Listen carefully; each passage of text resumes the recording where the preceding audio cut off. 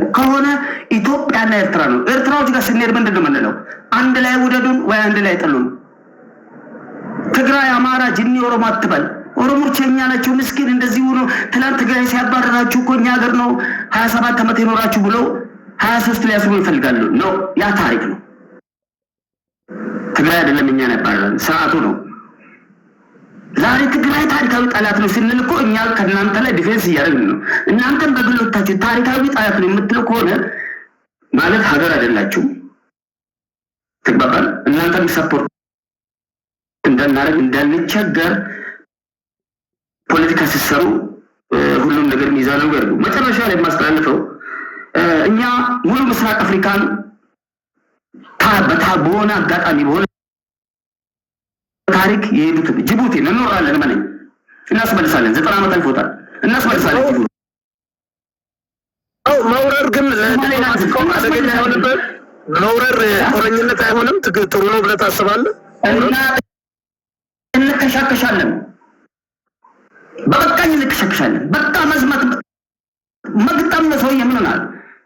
ጅቡቲን የምንሰጥ መሰል እንደውም ከጅቡቲ ጋር የምናደርገው ጦርነት ከፈረንሳይ ጋር ነው እኮ ከምዕራባውያን ጋር ነው። ፈረንሳይ መንካት ኔቶን መንካት ነው። 30 ምናምን ሀገር ጋር መግጠም ነው። ዝግጁ ነን እኛ። የጥቁር አፍሪካ ተምሳሌት ነን። ጀግኖች ነን። የአባቶች ልጆች ነው።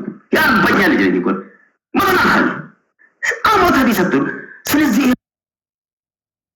ራዕይ ይዘን ነው ሀገርን እየመራን ያለ ነው። በዛ ስታንዳርድ ከኛው እኩል ሂዱ፣ ተራመዱ ባካችሁ። ሰሜን የምትሉ የሰሜን ፖለቲካ አሉ አቶ ሲሳይ ለእርሱ መልስ ልስጥና የሰሜን ፖለቲከኛ ሰሜኖች አንድ ምን ነው ትግራይ፣ አማራ፣ ኤርትራ ምናምን ነገር ሰውዬ እስከ ዛሬ ድረስ 200 ሚሊዮን 300 ሚሊዮን እንደርስ ነበር እኛ ኢትዮጵያውያን። እናንተ ናችሁ እኮ አንዴ ጣሊያንን ያስገባችሁ፣ አንዴ ፈረንሳይን ያስገባችሁ፣ አንዴ እንግሊዝን፣ አንዴ ኤርትራን ያስገባችሁ እኮ ያስቀለሳችሁ እኮ በበቃኝ እኮ እናንተ ናችሁ። በእናንተ በኩል እኮ ሁሉም ጠላት ነጩም ጥቁሩም የሚመጣው። እስኪ እንደተስማሙ ግድ የለም። የኢትዮጵያ ምርጫ ደግሞ አንዲ በጣም ኢምፖርታንት ሪከርድ አድርጉ። ኢምፖርታንት አቶ መልጌታ የት ሄደ? ደንግጠዋል። ንግግር ያስደንግጠዋል። ሜን ፖይንት ነው። ታሪካዊ ንግግር ሪከርድ አድርጉ። ኢትዮጵያ ልክ እንደ አሜሪካ 70% በገዳ ስርዓት ነው የምትተዳደረው። ከገዳ ስርዓት ነው የኮረጀችው ኮፒ አድርጋ የምትተዳደረው የዲሞክራሲ ጥግ የምትባለው አሜሪካ ጀስት ዘሴም። ልክ እንደዛ ኢትዮጵያ ላይ 2 ፓርቲ ነው የሚኖረው። ይሄ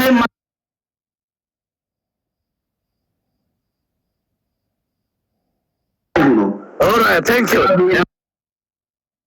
በቃ ነግሯቸዋል። ኢትዮጵያውያን ዋናው ዓላማቸው የገዳን ስርዓት ኢንስቲቱሽናላይዝ አድርገው ዋናው የስቴቱ ምልክት ለማድረግ ነው። እንግዲህ ኢትዮጵያውያን ከኦሮሞዎች ያላችሁ ተስማማላችሁ ወይ? የምናየው ይሆናል። ባቢ ነው ኤርትራዊ ነው። አንድ ደቂቃ መመለስ ከፈለግ አንድ ደቂቃ ለምታነስተውና ወደ ኤርትራው ሄዳለሁ። አንዴ በትልቁ አድርገኝና ይሄ ልጅ 1-2-3 ጊዜ አይቼዋለሁ የሆነ ሶሻል ሚዲያ ላይ። አስቂኝ ነው የሆነ አንበሳ ይሰጣል። ኢትዮጵያዊነትን ለእናንተ ለትግራይ ሲመክሩ የኦሮሞ ብሔርተኞች ነገር እና ያስቀኛል። ይሄ ልጅ በሳቅ ነበር የማውቀው፣ ፖለቲካ የሚያውቅ አይመስለኝም። ግን